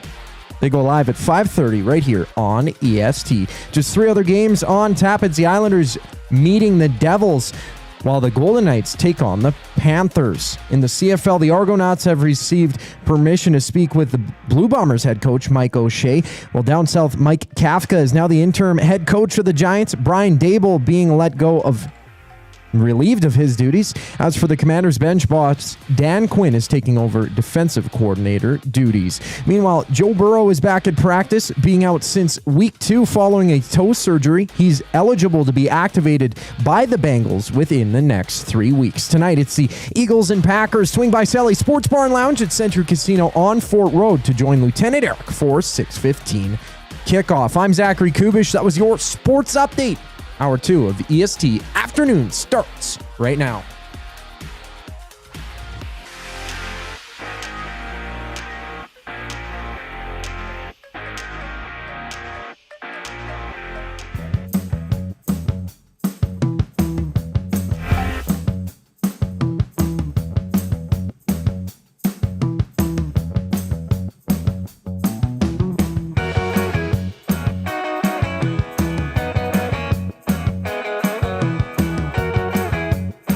We're back here on Edmonton Sports Talk. It's hour 2 of EST Afternoons. Joaquin, Gage, Hernan, Salas, Zach Kubish. Joaquin will leave for the last segment. He's got some stuff to do, so we'll forgive him. Let him on his way. But we'll probably listen to some audio from the Edmonton Oilers. If you haven't heard it yet, keep it locked here on Edmonton Sports Talk. Edmonton Oilers news. They've activated forward Matthias Janmark from the IR. They've placed Nugent-Hopkins on IR. They're saying about a week, but that usually means more, especially with Knoblochs. It's probably closer to a month. And they've moved forward Kasperi Kapanen to the LTIR. Stuart Skinner gets a start. I know people are asking for lines. None of the media that is at practice has lines. So I don't think they ran through lines maybe. I haven't been able to find any legit lines. All we know is that Janmark's in, Lazar's in, Skinner starts, Hopkins out, Tomaszek out. So if someone has the lines from credible media members that were down there, just let us know and we can read those for you. But yeah, I haven't seen any lineups. So I guess the positive, Joaquin, of Nuge being out, you're almost forced to split up 29 and 97. Yeah. Right? Then you're really watering it down. Well, I guess. So, well, if they're together, who's your other 3 centers? Henrique. Do you put Philp? Phil probably has to play center. And Janmark, Frederick, Janmark. It's not that bad. No. It shouldn't be that bad. Yeah. Like, if you want to play them together, which you probably will. Like, do you put them together tonight? With all those injuries, I think you do. Well, that's his go-to, right? When they really need a win, it's like just load up and hopefully they win the game for you. It was like that the first game. Why not just, if you're going to do it, just do it. Though. Fair enough. And I know sometimes, like, I forget the game where it really wasn't working. Yeah. And he split them up because they weren't creating anything. And they took them apart and they were even worse. And then he put them back together and they were happy again. Yeah. I would split them up. I don't care. Enough is enough. Someone said Bob Stauffer, but those lines are old. They're from the other night. So, there's no lines from the media that watches practice because they usually run through lines and the media would tweet them out. But maybe they didn't go through them this morning. So we have no lines. All we know is Lazar and Janmark in. Well, today, these are projected. Did you read them out already? No. These are projected. So McDavid, Savoy, and Mangiapane. Okay. Draisaitl, Roslovic, and Podkolzin. Henrique, Frederick, and Howard, with Philp, Lazar, and Janmark. Okay. Sure. I mean, at this point, how long do those last? Like, I don't even know. Okay, I'll ask you this, Joaquin. For tonight's game, coming off an embarrassment, an 8-goal loss, do you put them together or you separate them? No, you separate them. Okay. Especially if you're like we just heard. What was his name? Jeff Svoboda. Jeff was saying the possibilities of these guys not playing tonight. So if they are that depleted, there's no excuse. There's no excuse, man. There is absolute, and they should be coming out with their hair on fire tonight, like wanting to. That for me, I'll be honest, Joaquin. The first 5-6 minutes of this game is going to tell me everything I need to know. Mm-hmm. Seriously. If they wade into this game like they got the water wings on and see how it's going to go, that's a telltale sign that this team really isn't engaged enough. Where I think you have to look to management to shake things up. But Hank, how are you going to shake things up? You can't do anything. Everyone's got no moves. You can't make the trade that shakes up the team. Yeah. You can't do anything. You can send a guy to the minors, and I'll tell you, that doesn't matter because it's some guy that doesn't play that much anyway. Like we were talking off air before the show, Joaquin, and I said, okay, let's just say they lose tonight. There's not a trade coming. Who are you going to trade? That's what I mean. I mean, it'll be movement between the minors and the big club. That's all it would be for now. And I get the frustration, Oiler fans, but they have no money. And no one's taking Trent Frederick or Janmark. It was like watching the post-game show was funny because people were saying the fall for I know Gavin McKenna. Yeah, the fall for McKenna. And then I think it was Belsey says, the Oilers don't have a first-round pick this year, so they can't even fall for him. They can trade for one. Oh, yeah, I guess. But they got to trade for the one that wins the lottery. Yeah, you got to. Who you trading with? Like you got to comb the standings right now, and maybe make a trade tonight with the Blue Jackets, but I think they're a pretty good team. They lost last week. They were in a playoff spot. They've got a lot of really good players. Mm-hmm. Like I said, the last year, 2 points out of a playoff spot. So it's because listen, I know people are frustrated with Chris Knoblauch. He just signed an extension. He's not going anywhere. And you think? You think he's safe? Yes, this year. Really? Yes. I don't think so. I think he's safe. If they go like this till January. Okay, let me ask you this, Joaquin, again, because you're the pro here. How much is this on the coach? Because Belsey made good points on Saturday saying he's not on the ice playing, man. He can only show you how to play or the systems and all that so much, and he can only yell at you so much before it's the players on the ice playing the game. I would, to me personally, from what I see, and who knows what he's like in the room. Like there are some expletives. I've seen some snippets and stuff. So he does get a little animated, but I like a guy that's calm, cool, collected, right? It is during a game, you can't let your emotions run too high at certain points. And if you need your coach to get you motivated for each game at this point in your careers, something's wrong with you, I don't think it matters much. He puts forth the systems. He can say all the right things till he's blue in the face. But like Belsey said, it's up to you to go out there and execute and play within the structures of the system that Knoblauch wants you to play in, right? I mean, I was on teams where everyone hated the coach. Coach was a moron. Yeah. But we would say, well, he wants us. Everyone starts doing their own thing, because you're not listening to the coach. Even if you don't like your coach, you still have to all play the same way that he wants you to, in a sense where, okay, this is the system we're playing. This is how we play, right? Mm-hmm. I mean, he's the boss at the end of the day. Yeah. And listen, I get the frustration because I get, like you said, in the long run, it's almost better to have a coach that's calm, cool, collected. I think so. I don't like the torch kind of coach because that wears thin real quick. Man, is it Pete DeBoer? Like hearing some of the stuff coming out of Dallas, like he went through that 3-year stint and was on thin ice. Like no one could stand it after that, right? And I don't know. You just can't have another coach, can you? You can't. I don't even want to think about it. The two things that bother me the most about Chris Knoblauch right now is the line juggling. Like, you got to figure this out. You have to. And the accountability. And finally, Saturday said, he goes, well, I think it's time to start holding these guys accountable. Because you give them the benefit of the doubt, your top players. I think there's a way to hold people accountable and putting it on your players to get things done. One, I think, is keeping the lines together.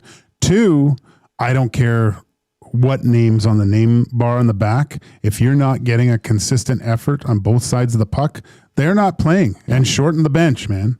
Shorten your bench. That's the old. You're looking at ways to get guys motivated. It's worked in the past, but if I'm Knoblauch tonight, I am like, you've had a day. You know how you want to play against these guys. You've probably watched tape, all these things. Now it's on the players. I'm keeping what I have put forward. That's a lineup that should be able to win without a lot of adjustments. Yeah. I think, aside from someone getting injured. So I'm running with those guys. If I see a group or a player that's not performing and not playing the right way, where how I want the team to play, grocery stick time. I think it's the same, like, for example, as an example, Connor McDavid, he's watching the game, he's in the game, Bouchard's making 4 mistakes, leads to 2 goals. You don't think the other players are like, hey, come on, like, we need to send a message here? Because it's not on the players to do it. Knoblauch has to start holding these guys accountable. He hasn't. Yeah, that's what I mean. Though. Yeah. That's what I mean. Like, it looks like 12-6 again, but I don't know. You got to. That's your only currency, right? Sending Ike Howard to the minors isn't going to get that spark to the team. I'm sorry. It's right. Like James Barrow says, the system is one where Bouchard gets 27:58 of ice time in a 9-1 loss. Yeah. That's the perfect example for me. You're -4, buddy. In the last 10 minutes, I'm running Kulak. I'm running all these other guys. Enough is enough. Like, it's those two things that bug me. Like, do you want more emotion? But like Joaquin said, he might show that behind closed doors more than he does to the public. Yeah, and I think that I saw some Oilers Plus footage of him, and there was like expletive, and he was emotional. Yeah. So I'm looking at this Columbus 3-game losing streak, 29th on the power play, 28th on the PK. There's an illness running through the team. This has to be an Oiler win. Yeah, it does. Like, you're right, buddy. I'm sorry. Who's with me? Should I almost guarantee a win tonight? It's up to you, man. Yeah, that's where you're screw it or let's do it. Oilers win. It's and someone said on the chat they have a really good record when they play on Prime. Who? The Oilers. Do they? Yeah, I don't know what the record is. It's 500. Doc Dad says Knoblauch is adamant that he isn't going to embarrass any of his players. But how is benching? You did it to Nurse. What, do you think we weren't going to notice that 25 wasn't out there the first 7 minutes of a period? Yeah, casino dealer, Jade. Nothing like playing a sick team before going on a November 7-game road trip. This is, well, maybe go full face masks tonight. Okay, I have a theory. You know, every year the Oilers start slow, and there's always that shot of McDavid and Draisaitl on the bench, looking upset and cranky and upset when they're getting their butts kicked, and they do something like a tap or, Gager? They always go on a winning streak after. Didn't the Oilers go on an 8-game winning streak starting tonight? No. They win tonight, and they win all 7 games on the road trip. Come on.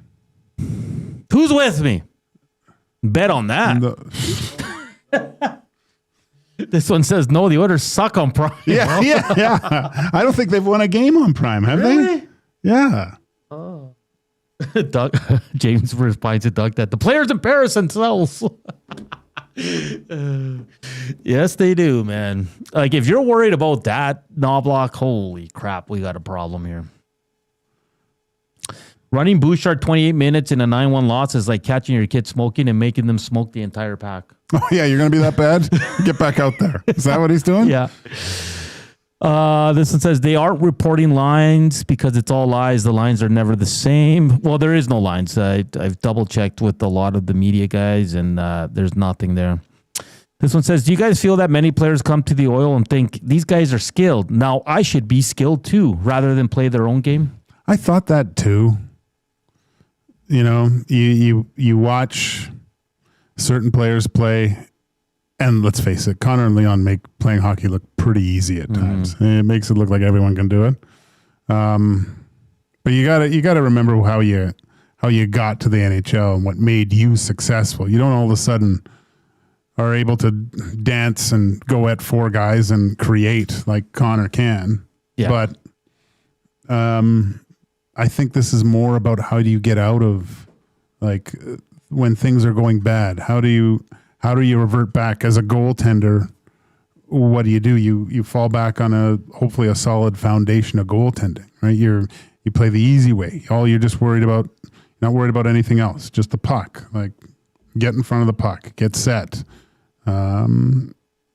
For players, no mistakes at blue lines. Make sure that puck if I have nothing, it's chipped behind the net or whatever. Like just making the simplest plays, right? And playing with purpose, playing with a little bit more tenacity, a little bit more anticipation, right? Like how many times it's comical to see Connor flying around in the offensive zone with the other team kind of just watching, but so are all the Oilers. Yeah. They're just watching it too. No one's proactive. No one's darting to the net. Like you saw against the Avalanche, like one of their players has the puck. There's two other guys trying to find open spaces and get the puck in a place where they can score. And on the defensive side, there's anticipation too. Oh, that guy's there. I'm going to go that's where he's going. Like they were all in sync. The Oilers are so out of sync with how they play right now. And Knobloch today was asked how he can get a group of players that are majority of them are struggling to, and he goes, "Well, it's the things that they need to do to get their game back are not the hard things." No, like you don't have to beat guys one-on-one and stuff. You got to start wearing other teams down so they make those mistakes with a solid forward check, with getting the puck back in the offensive zone, and when you do that, having a shot against within the next 3 seconds, right? Turning and burning with it. Yeah, and quickly, Draisaitl, this is what he had to say today. Sometimes it's easier to get really whacked across the face instead of pity-patting around for the next couple of weeks and you win one, lose two, and you never find it. We have to respond. And then I looked up some 5-on-5 numbers because this is where this team is fighting it mightily. They are 30th in goals against at 5-on-5. For goals for, they're 27th. Yikes. The 5-on-5 game is the one that has to turn this around because they're going to get theirs on the power play. PK's been pretty damn good. This comes down to defending, 5-on-5, goaltending. It's that simple. Hey, Jeff Svoboda from the Columbus Blue Jackets was brought to you by Old Country Towing, Edmonton's most trusted 24/7 roadside rescue team, fast, safe, and reliable. For over 15 years, whether it's game day or a snowstorm, we work as hard as your favorite team to get you going. Call 780-986-6088 for all your towing needs. River Korean Box, 780-218-9999. Nasty Chat, slam that thumbs up. Let's try to get to 100. As Joaquin and Hernan are coming to you live from the William Huff Studios here in the west side of the city. Next up, we are going to change it tune a bit. We're going to talk some CFL. We're going to talk some F1 and some NFL here on EST Afternoons.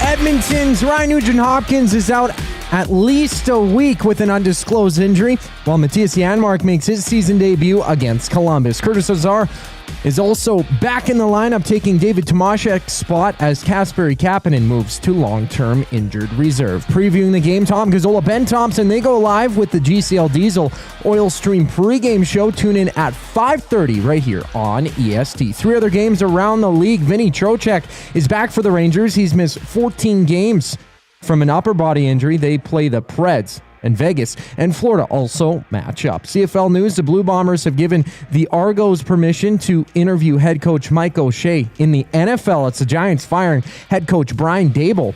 Mike Kafka, now the interim coach of the team. Meanwhile, Dan Quinn is taking over as the defensive coordinator of the Commanders. While on the field, it's the Eagles and Packers kicking off. Join Lieutenant Eric down at Sally's Sports Bar and Lounge at Century Casino on Fort Road for a 6:15 start. 9 games in the NBA. The Bucks and Mavericks butt heads at 6:30. This sports update is brought to you by the Capital Care Foundation. Financial support deeply affects residents at Capital Care, whether it's a one-time donation or monthly contribution. Every penny counts. Find out how you can donate at capitalcarefoundation.net. We go around the world of sports on EST Afternoons. I'm Zachary Kubish, and you're up to date.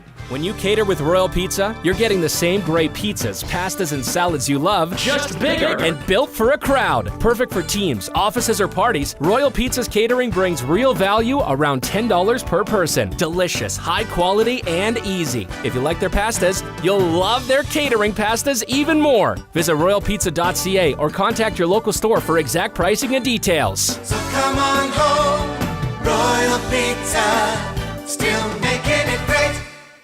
What a ride it was. The Blue Jays have made our whole country proud. Sentinel Storage is honored to stand with Canada's team every step of the way. Thank you, Blue Jays. Sentinel Storage, official storage provider of the Toronto Blue Jays. The River Cree Resort and Casino features the best in live entertainment, including international U2 tribute band, Desire, November 14th. Performing decades of U2's greatest hits, it's Desire, November 14th at the River Cree. Tickets for this show and more at rivercreeresort.com. River Cree Resort and Casino. Excitement, bet on it. Running your own small business takes courage, and as it grows, so does your team. That's why Alberta Blue Cross offers health, dental, life, disability, and wellness benefits designed for small businesses. Because we know a healthy team means a thriving business. Join over 5,000 Alberta businesses who have chosen us to help their business grow and succeed. Alberta Blue Cross takes care of you and your employees, so you can take care of your business. Visit ab.bluecross.ca to find a plan that's right for you.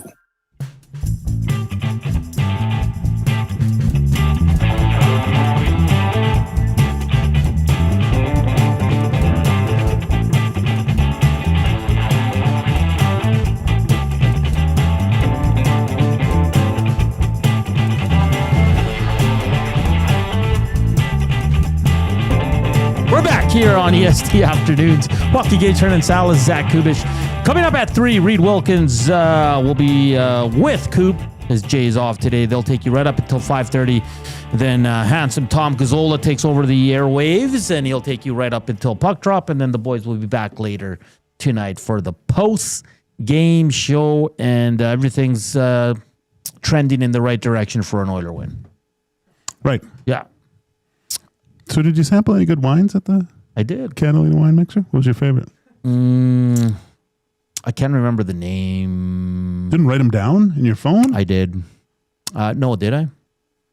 There was one called Linda. Yeah. Argentinian. Oh, okay. Moldova wine's really good, man. Oh, yeah? Bastardo. Yeah.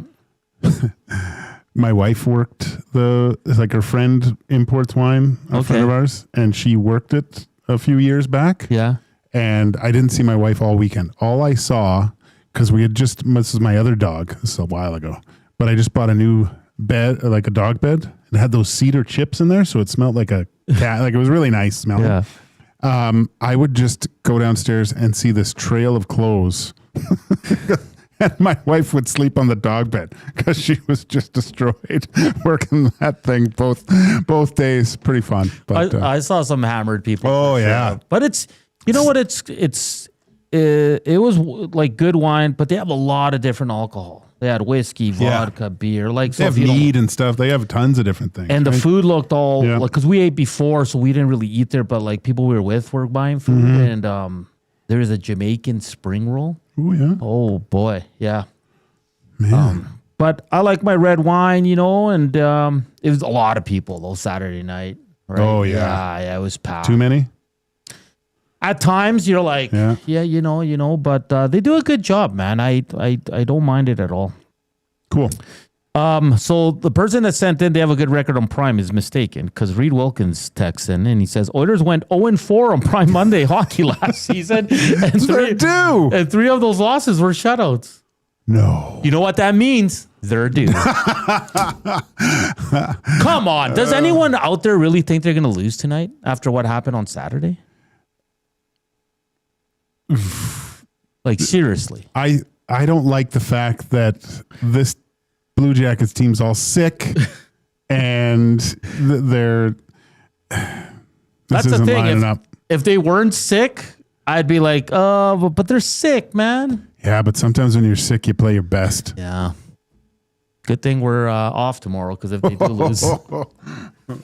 All right, Joaquin, we're going to do our screw it. Let's do it parlay when Coop comes back, because Gage's got to take off after this a segment. He's heading down to the Edmonton International Airport. So CFL, Montreal Alouettes will take on the Saskatchewan Roughriders. Very happy for my boy, Lieutenant Eric. How's he doing today? Probably not well. Both games were, the East game, the first half sucked. Mm-hmm.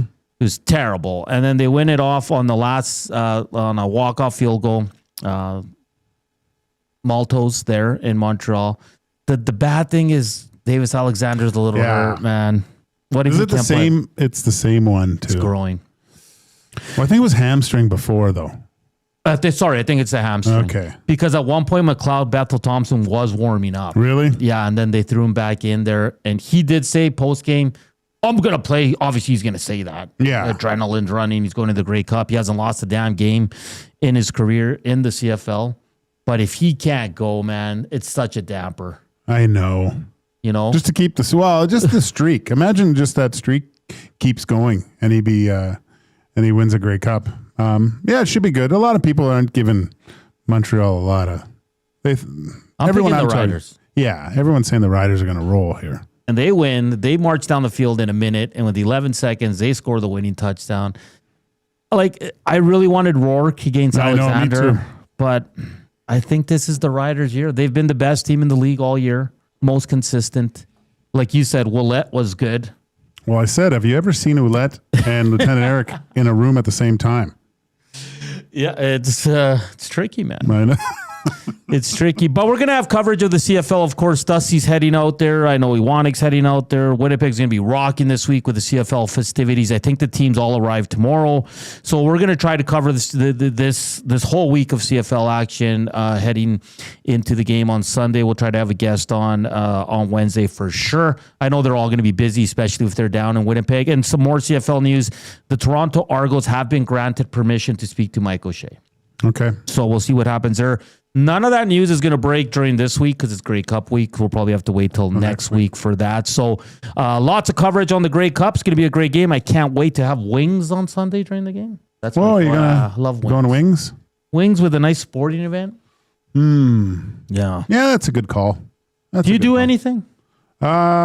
Usually just watch it. Just watch it. You know what? There's a lot of birthdays this month in my family, so usually there's a family get together with dinner and we watch the game. Yeah. Right? Yeah. So I don't know what I'm doing yet, but I wouldn't mind having some people maybe and just having some good food, watching the game. The game's always fun. I'm intrigued by the halftime show.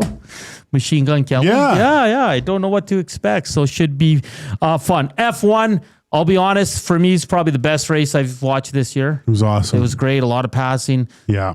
But Lando with a much needed P1. Boy, did he ever need that. He needed that. I'm going to give kudos to Kimi.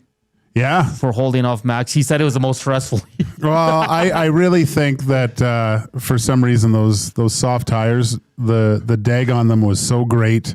But you saw Matt, like he was on the radio going, you might as well go for it. Got nothing to lose. Yeah. And for him to get on the podium, dude. Yeah. That's crazy. He's the best driver. Yeah, by far. Not even. Like if he gets to, does well in Q3, it's almost over. Yeah. I think. It would have been, I don't know if he catches Lando. Piastri catches George for P4 and then George P5. Disappointment weekend for Ferrari, man. Don't even start with me. Like, how are Ferrari fans? That's got to be one of the worst teams to be part of. What is it? Is it the car? I think it's everything. I think it's the team. Everything about it is just off. The drivers are just, they're driving over their lips all the time. Yeah. It's just, it seems miserable. Just a miserable place right now. Forgettable season. Oh. Yeah. Let's regroup for next year. And it's weird because when you look at the development of these cars to begin with, like Charles Leclerc should have won the championship that first year or second year with the rule regulations, but they just got the strategy wrong. He put it in the wall. It was just a comedy of errors. So, and Ollie Behrman, another good finish. Great finish. He's really coming into his own. Bortoletto with the big crash in was it quali? Yeah. Yeah. And then it was the same. It was the same too for the sprint, right? Mm-hmm. Lando Kimi. Yeah. Yeah. Yeah. So, interesting Mercedes doing well, and it's a battle for that constructor's place, right? Ferrari, not a great weekend for them. They got to do something here. But Kimi's coming along. It's good to see him have some success too, right? Like every time I see him doing an interview, I just want to hug him. I know. He's like a little kid. He is. He's 18 years old or whatever it is. He's a cute little dude. And it was funny because he's like, yeah, Max behind me. I was like, he was really like. Oh, yeah. And Max was even trying to see if he could get him offline, right? Like he was popping out, like he was going to go like dive down, and got to hand it to Kimi, man. He was pretty cool under pressure. He didn't let what Max was doing behind him affect him that much. Van Owen says Leclerc really didn't have any control over his exit in that race. Brain fart from Oscar. Brain fade, sorry. Yeah. Yeah. Yeah, I agree. 3 races left. Lando has, I think they said if Lando finishes second in all of them, he gets the title. Yeah. But you know what's funny? Because we asked Tim last week, we're all waiting for Lando to screw something up. Well, now he's got a cushion, right? And I think this is where he kind of overthinks it a little. And maybe not. Like we heard Tim, like he seems to be in a really good headspace. Remember, it was weeks ago when it seemed like Lando was more time in the factory, starting to learn things and put in way more time into his craft. And maybe that's the results we're seeing right now, because him and Oscar just seems like he can't get a handle on the car anymore. Yeah, it's bizarre what's happened to him. Yeah. Yeah. But who knows? But towards the end though, when he made his way back, like he passed a couple good drivers. Oh, man. Yeah. He was pretty good. Vegas is a fun race to watch, though. I think there's good racing in Vegas. This will be a night race. This will be pretty cool because down to these 3 guys, Max is going to go for it like crazy. Oh, yeah. I think this, with the setup of what he's done with this car in the past, I think this track really favors Max. It's going to be interesting. George wasn't happy. No, George is never happy. He has such attitude. I couldn't do that job because I tell all these guys to go. Oh, like when you get at it, like when Isaac Hajar was, don't yell at me on the radio, and he's just yelling before that. I was like, box. I'll punch you in the face. All right, Joaquin's got to get out of here, so we're going to do our screw it. Let's do it. Pick. Who wants to go first? I'll go first. Okay. Fantilli goal. Are you for real? Yes. Okay, I like it. He's due. Oh. Young Coob, what you got, brah? Brad Marchand point. He's currently riding a 7-game point streak, 8 goals, 4 assists in his last 10 games. And against Vegas, he has 10 points in 13 career games, is a +7. I'm going to go real easy. Sure. McDavid point. Okay. Yeah. All right. There we go. All right. He goes bagels across the board. This text says, it might be you're minus as bad 1 as or 2. Drake. This text says, come on, man. A sick team coming in. You just got embarrassed. A couple of players in a scoring drought coming in. And games on Prime, guaranteed loss. Oh. So they're 0 on Prime? Have we confirmed that? Have they haven't scored a goal on Prime? No, they 3 out of the 4 games they got shut out. Oh, okay. Well, that's good. I don't know. I choose to be positive, and I think it's going to be a blowout for the Edmonton Oilers. Well, you did say it was a blowout for the Avalanche. There you go. I don't know what kind of team building that was, but yeah, to lose 9-1. Did they end up fighting each other? Can I find out what that team building was? Because let's make sure we don't do that around here. Yeah. We want to do the opposite of that. Hey, the afternoon inbox presented by the River Cree Resort and Casino. Check out their Tab 25 restaurant where you can get the prime rib special for just $18.99. Available 7 days a week from 11:30 a.m. to 11 p.m. Gager, you got to get out. We'll talk Wednesday. Yeah, let's do that. All right, we're back with the final segment of EST Afternoons right before Reed Wilkins takes over for 2.5 hours. We're back after the break.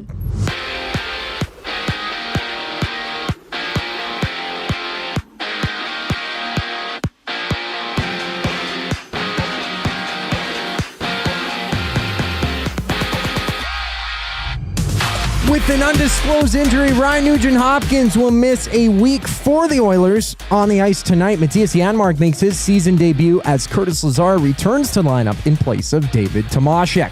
Tom Gazzola, Ben Thompson preview the Oilers Blue Jackets game on the GCL Diesel Oil Stream pregame show. Coverage starts at 5:30 right here on EST. Around the league, the Preds and Rangers face off. Vinny Trocheck returns from an upper body injury for New York. That's kept him out the past 14 games. Elsewhere, the Panthers tussle the Golden Knights. And we also see the Argos receiving permission from the Blue Bombers to speak with head coach Mike O'Shea. NFL headlines, it's Giants firing Brian Daboll, head coach of the team. Offensive coordinator Mike Kafka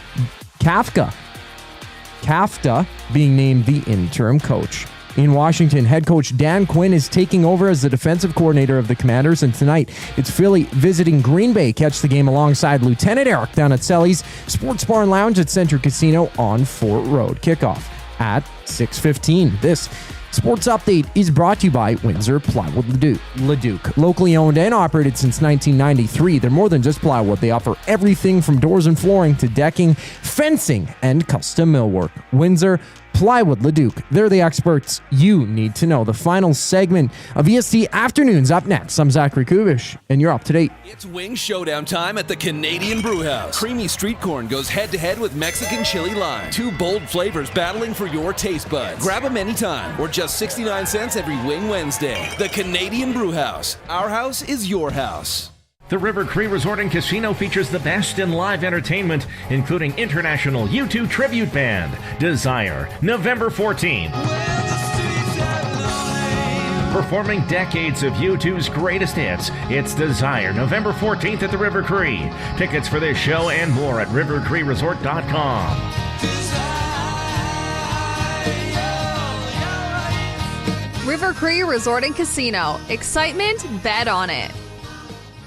You've heard the name, but what does it mean? For over 66 years, William Huff Advertising has supplied signage from screen printing to digital to LED with design, production, and install in-house. It's a one-stop shop for all your signage needs. Edmonton owned and operated, William Huff has been trusted by the biggest companies and teams in the City of Champions and many others across the country to do the job. If you're looking for a way to get the word out about your company or event, they are the answer. Go to www.williamhuff.com. Their results speak for themselves.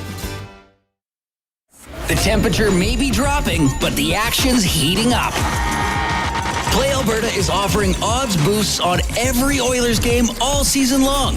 This is your chance to score big. And for a limited time only, our listeners get an exclusive $50 free bet when they deposit $50 using EST50. That's code EST50 for an exclusive $50 free bet. Alberta wins with Play Alberta. Must be 18 plus to play. If you gamble, please use your game sense.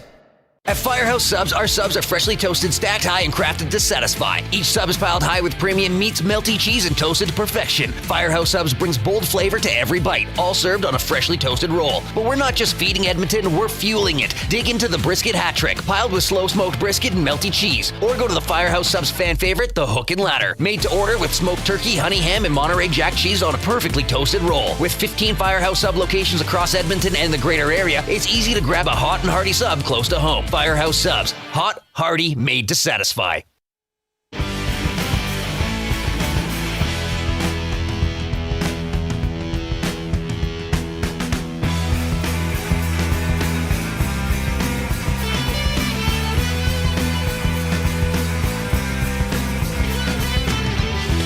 back here, final segment, EST Afternoons, live from the William Huff Studios. Gage had to run. Reed Wilkins coming up. He's got a wicked show. You want to stay for the whole 2.5 hours, and then we'll just transition you right into the Oil Stream pregame show with Tom Gazzola. We're going to hear a few words from our boy Stuart Skinner here coming up right away, and then we'll do some house cleaning here to send you on your way. If you missed it, the Screw It, Let's Do It bet is Fantilli goal, Marchand point, McDavid point. So we'll see what that lands on. I know the McDavid one's not a out there bet, but Fantilli goal is. So we'll see where it lands in terms of the number on it. But here's Stuart Skinner as he met with the media earlier today as he gets a start against the Blue Jackets. The guys were talking to you yesterday were, just talking about learning the lesson and shaking it off. I wonder, it's probably similar for goaltenders, but what's kind of your process to flush something like that? Yeah, I've been pulled before, so definitely have the experience of just, flushing it down. For me, it's just looking at the goals, seeing what I can do better, looking at the period and a half that I played, and kind of just evaluating my play and how I looked. And then you just get better, grow, and work on it yesterday. And now it's right back to the test again tonight. There's got to be some frustration that creeps into these situations too. How do you think your group is doing at kind of everybody cleaning up their own house but holding each other accountable? And sometimes for goaltenders that can, I imagine, be a little awkward. Like, how's the group handling that dynamic? Yeah, I think it's been pretty good for the most part. I think it's a complicated situation. You have 20-something guys in a room, and we all have different opinions, all have different jobs. So yeah, it's all it's all of us trying to come together, trying to figure out what everyone's role is, and just really sticking to that. I think we've been doing a really good job. I think obviously last game was it was a huge loss. It was it really took us down a notch. So it's time for us to really bring a bounce back game here and just really get committed to working for each other. Where do you feel your game's at right now, Stu?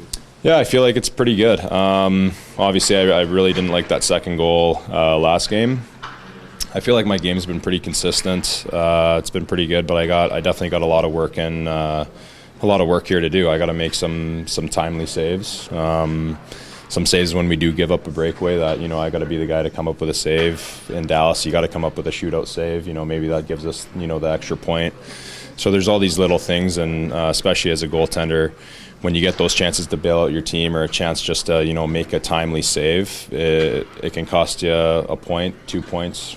So yeah, I think for me, I just got to keep on trying to grow my game, keep on trying to continue my growth, and play as hard as I can. I love battling for the guys out there. They battle so hard for me, so I got to do the same.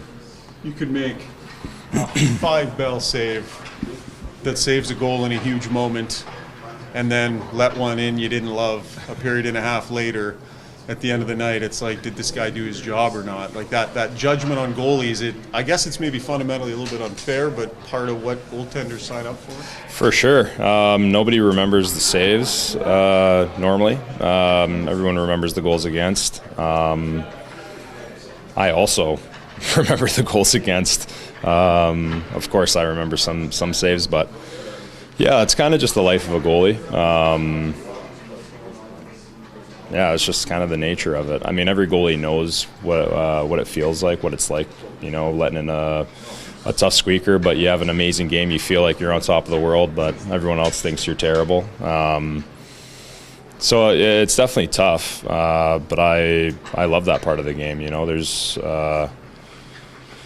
that opportunity to show a lot of character within that. It's not about you. It's about the whole team. It's not about whether you let in a bad goal or you make a huge save. You're just trying to do your best to help the team get 2 points. Whether that's a 8-7 win, that's still a huge win, being able to get 2 points. So as a goaltender in any position that you're in, it doesn't really matter what's going on. It just matters if you're able to make a save at the right time and give your team a chance to win, because the wins are all that matters. All right, that was Stuart Skinner. Some interesting stuff. He says he feels like he's playing well, pretty good. I know a lot of fans would disagree with that. It was about 8 minutes, so I know he said that part where the save percentage doesn't matter. It's the W's in the column, and he keeps going back to like, yeah, it's a team thing. For sure, it is. And listen, he has to be better. And he said it there. I got to make the breakaway saves. I got to make a save in the shootout. I got to make the grade A saves to give this team a chance when they're sloppy defensively, which they are a lot. So for me, I appreciate him coming out and just kind of owning it and saying it. And I mean, he's not going to come out and say, hey, I'm terrible. Like, if he's feeling pretty good, that's on him. I mean, you need better goaltending. Listen, with this Oilers team, it's not one thing, okay? It's not. It's everything. Okay, when you lose 9-1, it's everything. It's your 6 defensemen, it's your 12 forwards, it's coaching, it's everything. Okay, we all know the issue here with the goaltending. I don't know what Bowman's got to do, but he's got to find a way if this doesn't improve. Okay, you make a lot of money. You gave out some contracts that at least I wasn't a fan of, and now you're right up against it, but you got to find a way. That's what you get paid to do. So a sideways move for this team is not it, okay? If you're going to bring someone in, bring in someone better. And some people will hurt him. That's not saying a lot. Sure, that's how you feel. Goaltending's not good enough. The play of the top players on this team is not good enough. Go look at the plus minus. Yeah, you take it with a grain of salt. Look at their 5-on-5 numbers. Goals for, goals against. They're in the bottom 5 of the league. It's not good enough. So we need to find a way. Let's get to courageous moment for the Alberta Blue Cross. Every great play starts with courage. Alberta Blue Cross is proud to support Albertans through all of life's meaningful things. And Alberta Blue Cross courageous moment goes to all the fans that were at the game on Saturday. Because you know what? It's a lot of money to go to an Oiler game. You get your tickets. Maybe it was a date night. Maybe you're taking your kid. Who knows? Food's not cheap there. It's a night out. You're spending, I mean, if you're going out to have a few drinks and dinner, you're spending at least $200. And for that team to come out there like that and ruin a Saturday night 9-1, I give it to the fans that stayed the whole time. I know there's a rule. You don't leave till it's over. I've always abided by that rule, Coop. But, man, that was courageous for you to stick that out because at 2-0, that game was over. At 2-0. And it happened so early. It's not even that they had the chance to try and get into the game and enjoy it. Did the fans? No. So it was over like that. Yeah. It immediately, like, to be down, it takes the energy out of the building. And some people, they only go to one game a year, right? Yeah. Even if I had the pleasure of going to a hockey game, and that would be one that I'd have on my calendar, is the Avalanche and Oilers. We almost went to that game. Side. Yeah, I was exactly. Like, this is the game to go to. But seriously, that's courageous to stay there, waste all that money, because I'll be honest, at my age and with how grumpy I am, I would have been out by this midway through the second. I would have said, let's go somewhere else. Hey, well, maybe you had to, change your mindset. You enjoy 4-point night from Nathan McKinnon, right? Yeah, I guess so. I don't know. The Cale Makar shot. Gabe Landeskog there, yeah. So that's the Alberta Blue Cross courageous moment. All the fans, paying fans that were there that night, man. You deserve better. YouTube Trev says, that game broke my heart, Hernan. Gee, oh, boy. Well, toughen up, kid, because they're bouncing back tonight. Quickly, a lot of people saying the EST 50 promo code's not working. I sent that information to Dustin. I tried it too. It did not work for me. So we're on to something here. Dusty said he's going to be in touch with Play Alberta, and hopefully we'll have that figured out for you as quick as possible. Someone asked my prediction for today. 5-1 Oilers. You heard it here first. They're bouncing back. Come on, guys. You really think they're going to lose? Really? Embarrassed? A sick team on the other side on a 3-game losing streak. You're getting Jet Greaves in net. I'm almost talking myself out of this, Coop. They have to win tonight or the post. I mean, you always tune into the post game show, but if they lose tonight, and I don't care in what fashion, oh boy, I feel for the boys on the post game show. Inside the numbers for Play Alberta was our screw it, let's do it parlay. Fantilli goal. Brad Marchand point And McDavid point should be up soon at Play Alberta. Go under the EST tab and you can find it there. I hope you enjoyed the game tonight. So, hold on here. Enjoy the game tonight. We're off tomorrow, just a reminder. But Reed Wilkins is coming up next. He'll take you right up until 5:30, and that takes it right into the Oil Stream pregame show. The Oilers are due, baby. 5-1. Let's go. All right, for Joaquin, Gage, for Zach Kubish, and for our wonderful guest, for Columbus Blue Jackets team reporter, Jeff Svoboda, we thank you for listening, we thank you for watching, and we thank you for thumbs up. Don't go anywhere. Edmonton Sports Talk is your home for the best sports coverage. Enjoy the game. Chowders.